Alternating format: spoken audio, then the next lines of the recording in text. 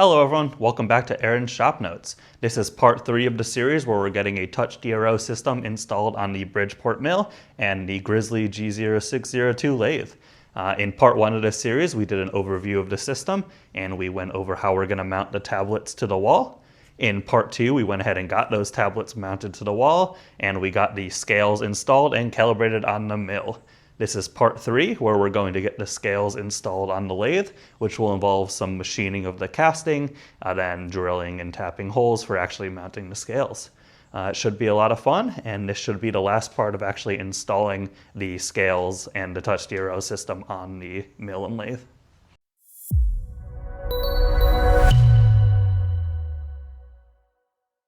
So here's what we're working with for the carriage housing here for machining it. Remember, we have to machine this face here. We want to make that flat and parallel to the cross slide that rides along it.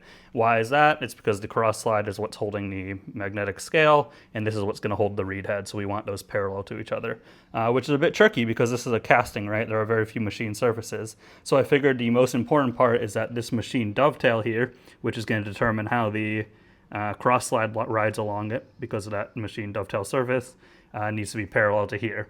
So I went ahead and I rested it on this casting down here without having it fully against it, and then I indicated it in, tapped it in so that it is parallel to this surface here. And I was able to get it within a couple thou, and I think that should be good enough for this purpose. So I can show you there, it's resting on that dovetail, and if we go ahead and ride this back and forth,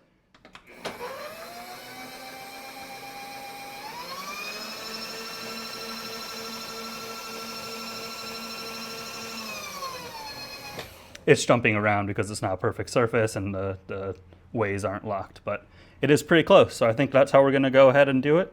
I think it's set up nicely here, so we're going to go ahead and machine. So as you can see, we have a 1/2 inch carbide end mill and a collet spinning at about 800 RPM. I'm just going to slowly raise the knee until we have a bit of a cut, raise an additional 20 thou or so, and then start traversing across the part. I'm trying to take a fairly conservative cut just because we have a lot of stick out. It's a sketchy setup very far away from the vise, and I'm not sure how it's going to react. So we're going to take a nice conservative cut, and we're going to start just cleaning up this face and seeing how it goes.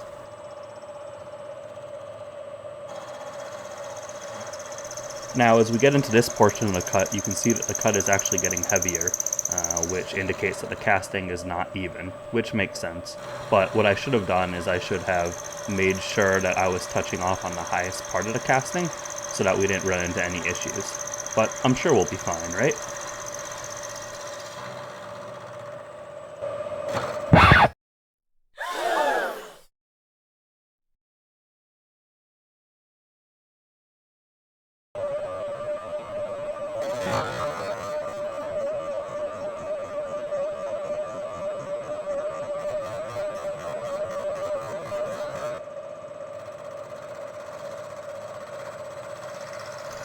So to be honest, I have no idea how I did not notice that happen. But in the moment, I did not. For whatever reason, I did not notice it, and I just kept going. I think what happened was a combination of it just taking too aggressive of a cut because of the uneven casting, like I said, and because I am climb milling here, not conventional milling. Now, I have since learned my lesson about this. I think I know what I did wrong. But at the time, I was still very new to milling. Actually, I think this was my first true milling operation on this machine. So far, all I've really done is drill holes and tap holes. So I think I've learned my lesson. But at this point in the milling process, I was a little confused as to why the area that I thought I previously cleaned up was not cleaning up the same way when I went over it without adjusting the depth of cut. So I went ahead and I cleaned off the casting and I put the dial indicator back on to check whether it had moved, because I guess even though I had not seen the jump and the catch, I suspected something was up based on the way it was cutting. So I went ahead and ran the dial indicator across it, and as you can see, it didn't really look like it had moved at all, at least not in the moment, maybe by a thou or so, but nothing that I noticed in the moment, so I went back to milling. I went ahead and readjusted. I decided to take it a little bit slower.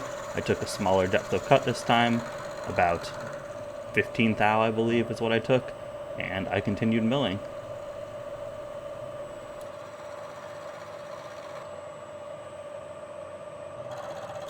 I'm just traversing across the face, trying to remove material and clean it up so I can get a clean measurement, and then start trying to match what I had calculated for depth of this in comparison to the face so that the reed head would be sitting in the right spot. As I said, I should be conventional milling. It would have been much safer with this setup, but I am not, and I know that now. So after ensuring that the face was cleaned up, I was able to move the cutting head out of the way and actually get some measurements on where we were at. Now, I don't actually have a depth micrometer yet, but I was able to take it with calipers, and I think that would be good enough in this case. So I went ahead and calculated how much we needed to remove. I believe it was about 30 thou, so I cut that in half. I moved the knee up by 15 thou, and I started to take that first cut so I could remeasure and then take a second cut, bringing the rest of the material down. So I just kept taking the cut, and I got to the same problem area as last time, and as you can see, it caught again, and this time I actually noticed it. Damn. So unfortunately, this did break my end mill, but at least it made me notice it this time. So I was able to take it off, put it back in, get it re-indicated, and make sure I really tightened it down this time. And it also made me a lot more cautious with my cuts.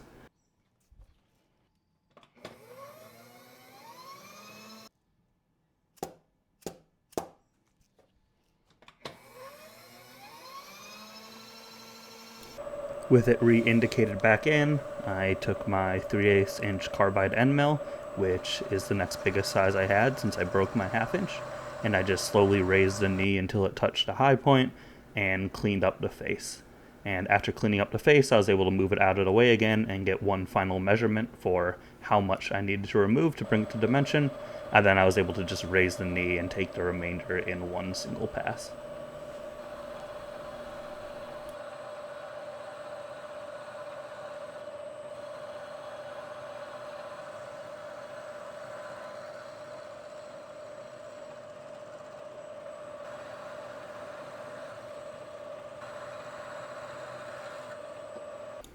With the face milled flat and to dimension, the only thing left was to add the 3 holes in the casting.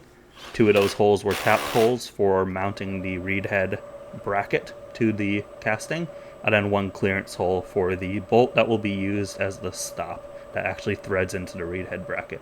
So I got the drill chuck mounted. I then used an edge finder to find the bottom face, and then using the half function find the center of the face. Now from here, it's just a typical process for drilling and tapping holes. I drive to the correct dimensions with the DRO, and I start all of them with a spot drill. After spotting so that the drill will run true, I switch to the tap drill size for an M4 bolt for the 2 tapped holes, and I run them through. And after that, it's just a simple matter of starting the tap with a power tap sequence, and stopping it before it reaches the bottom, and switching to a hand tap. The reason I did it this way instead of just power tapping all the way through was because I was worried about the other side of the hole. It wasn't a clean hole at the other end. It actually touched one side of the casting at the very bottom. So I was worried about breaking off the tap, so I just went ahead and made sure that didn't happen by just ensuring the tap started straight and then running the rest of the way by hand.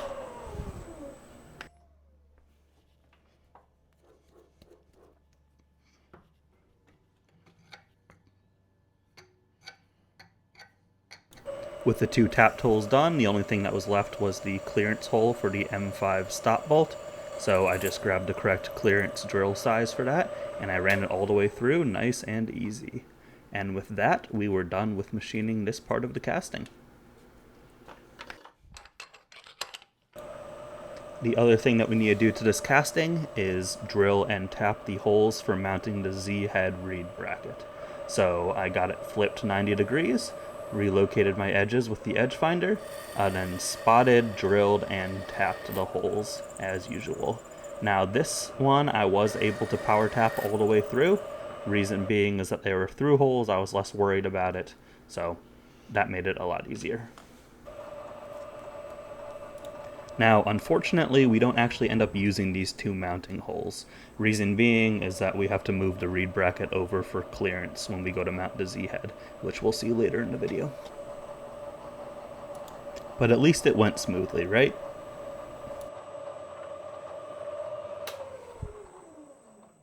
All right, and just like that, machining is done.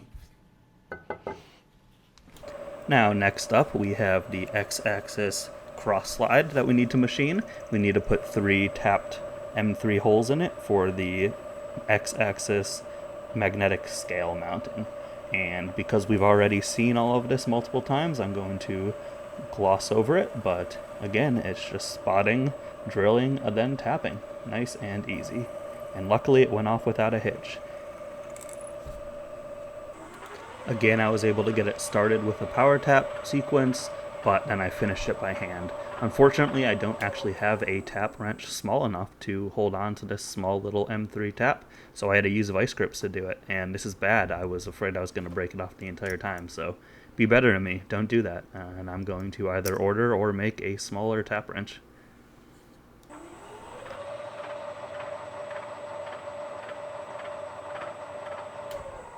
With all of the machining done, it was a matter of reassembling the cross slide assembly. I got that done, then I went ahead and I temporarily put the magnetic scale to the cross slide with a clamp, as you can see. The reason being is that I wanted to mark out how long I needed. Now, I had a measurement that I had from CAD that I just wanted to confirm, so I went ahead and I made that mark. From there, to actually cut this thing to length, you can just remove the end cap and the magnetic portion of the scale, a little stainless steel sheet, just slides out nice and easy, as you can see. To actually cut it to length, I took a tip from this old Tony and I went ahead and karate chopped that. But if you don't have strong karate chop hands like me, you can go ahead and throw it in a horizontal bandsaw or a miter saw. With it cut to length, I got it set up in the mill for putting in the through holes for the M3 bolts. And again, it is just edge finding, then drilling out the 3 holes. Here you have to be very careful because we don't have a lot of clearance for that M3 bolt without actually breaking into the magnetics of the scale. So make sure you have a good spot so that you're coming through directly on that cross slide, and then that your drill is not going to wander and break through. From there, because it's aluminum, I use WD-40 as a lubricant, and I just nice and carefully drove that clearance drill down through the hole. And it looked good to me, so I was able to continue with the rest of the 3 holes.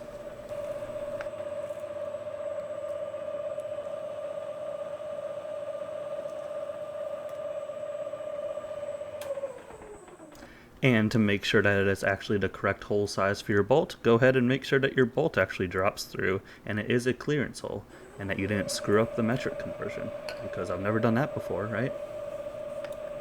The final operation is counter boring, and I have these nice counter bore bits that I use for this, metric set M3 through M8. I'm really glad I bought them, they cut great. To make sure I got the depth correct and that the bolt would actually sit flush or just below flush in there, I went ahead and did one of the holes, and then I checked it with a bolt, and then I found out that I needed to go a little more, so I cut a little more, and then with it still in that location, I zeroed the Z-axis on the quill. So that way for the other 2 holes, I could drive to that same 0 on the Z-axis, and I wouldn't have to worry about having inconsistent depths. And it was just a matter of finishing those 2 cuts, and this part was done.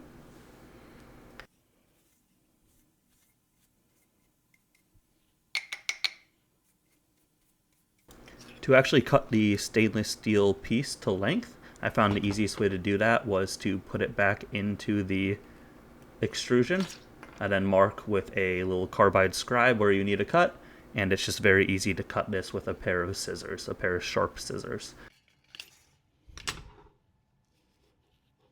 The end cap is held on with these small M3 bolts that actually thread into the extrusion itself, and these through holes go all the way through the extrusion, but they are not tapped all the way through. So I just went ahead and ran a M3 tap and a cordless drill to retap those holes. Then I was able to put the end cap back on, nice and easy, and the X-axis magnetic scale was cut to length and machined and ready to be attached to the machine. For actually attaching these scales, at least the Z-axis, which is getting mounted to a rough casting, to the machine, I'm going to use the same process that I used for mounting the scales to the bridge port. I went in depth on that process in part 2 of this series, so I'd recommend you go and watch that, but I will go over the TLDR here. The basics are that you take a dial indicator and you run it over the rough casting before you drill any holes, and you can map out the surface. What I found was that, again, similar to the Bridgeport, you had the two high ends, then there was a portion in the middle that actually dipped forward a little bit also. So the key in making your spacings is that your two ends are high enough that they avoid any dip in the middle as well. To actually put numbers to this, I set my 0 at the left side mounting bolt, then the highest point in the center was about plus 20 thou, and then on the far right mounting bolt, we were plus 50 thou. So to get around that, I printed a plus 70 thou for the left side and a plus 20 thou for the right side, which avoided the protrusion in the center. I sent those off to the 3D printer, and in the meantime, we can go ahead and get the X-axis mounted.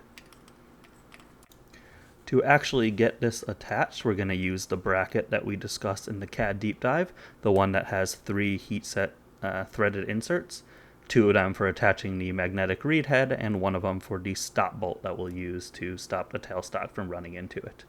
Now, we're going to have to adjust these in their slots, but for now I'm just going to go ahead and tighten them down so I can run an indicator across it to make sure that we actually machine the casting flat. If we did not machine it flat and parallel to the axis of motion, we were going to have to shim it. So to my happiness, as I ran the indicator across it, I found that we only had about half a thou of movement. So I was very happy with how that casting came out. From here, we're going to make sure that the 4 bolts within their slots holding the reed head on are loose so that it is out of the way of the scale. And we're going to run the 3 M3 socket head screws loosely into the side of the cross slide. We can then use a 1, 2, 3 block and push up against it to make sure that it is parallel with the top face of the cross slide surface. I'm going to go ahead and tighten 1 down, move it over and tighten the far one down, and then finish that for the center one. With those 3 tightened, the only thing left to do is set the spacing of the magnetic reed head. The manual calls for 0.5 millimeter, and usually they include shims to do this, but I could not find it. So I went ahead and pulled out my stack of feeler gauges, and I found the 0.5 millimeter one, and I pulled it out. I then stuck it under the scale, in between the scale and the reed head, and then I pushed up on the reed head against that shim to set the 0.5 millimeter spacing. And I was able to tighten down the bolts inside those slots to set it. It's just a matter of then pulling out the shim. I used some needle nose pliers to help with that, and the spacing should be perfect across the entire length of the travel because everything is machined flat and parallel. And that should complete the entire X-axis assembly. Of course, it's still important to verify that, so I went ahead and ran it back and forth over the entire length of the cross-slide travel, and I watched it the entire way to make sure that the gap looked like it remained consistent and that nothing was moving or snagging or anything. And it looked good, so we went ahead and moved on to finishing the Z-axis assembly since the 3D printer was done. Now, with the X-axis done, I turned my attention back to the Z-axis. I had the shims printed, and in going to set this up to tap and drill the 2 holes for mounting it, I actually noticed that the reed head was going to run into the motor that I have mounted at the front there near the headstock. I wouldn't get full range of motion out of my Z-axis. So I made some markings, and I went ahead and drilled and tapped new holes for mounting the reed head offset towards the right side when you're facing the lathe. And with this, I was able to get the full range of motion before that actually runs into the motor. So make sure you check that before you go ahead and choose your mounting locations based on CAD alone. Save yourself a couple of holes that you didn't have to drill and tap. Now with that done, I was able to get the reed head attached and use that to actually hold the scale up in place while I marked and then tapped holes for actually mounting it. This is the same process we've used for all the other holes. We just go ahead and mark them with a punch, and then we drill with the correct tap drill size, and then tap them. Nice and easy. You should be used to this process by now. With the 2 holes for the mounting drilled and tapped, I went ahead and put my spacer on either side, then loosely ran the screws into both ends. From there, I was able to tighten it down and then verified that my spacers were actually correct by running the dial indicator across that front face again. And what you should see is very little variation across the entire length. And I got it down to, I believe, 1 thou across this entire travel range, which I was very happy with. That means my measurements of the rough casting were very good. Of course, that is just one of the faces that matters. So after that, I went ahead and ran my dial indicator across the top face, because we now need to move the scale within the slots to get this set. I went ahead and loosened the 2 sides, and then followed the typical procedure of setting it and getting it all good to go. And again, this should be within 1 or 2 thou across the entire travel surface, because that means that within the range of motion that you're using for actually making parts is a lot smaller. It will be probably half a thou at worst. And the glass scale should be able to compensate for that with no issue.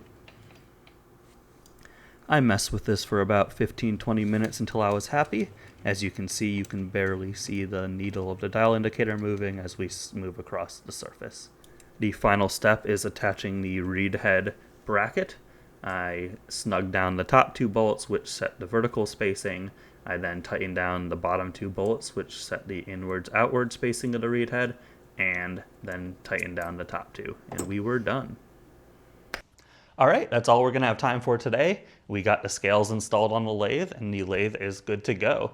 I still need to do the calibration. I'm gonna go ahead and do that offline. It's the same process as the mill. I don't think there's much utility in doing that again on camera. So I'll do that offline, save us both some time. Now, I'm not going to give my opinion on the system yet or go over the features yet, because I want some time to actually get familiar with them and form a solid opinion before I tell you whether I think this whole upgrade was worth it. I believe it is. It looks like it's going to be a great addition to the mill and the lathe, but I'm going to give it a couple months to actually form a solid opinion and then do a deep dive video on whether I thought it was worth it, comparing it to a normal Chinese system, and whether I think you should do it. In the meantime, we're going to have plenty of other projects that we're working on, but you'll see the final part to this series in a couple months. Thank you so much for watching. I hope you learned some stuff. I definitely learned a lot and had a lot of fun doing it. I'll see you in the next video.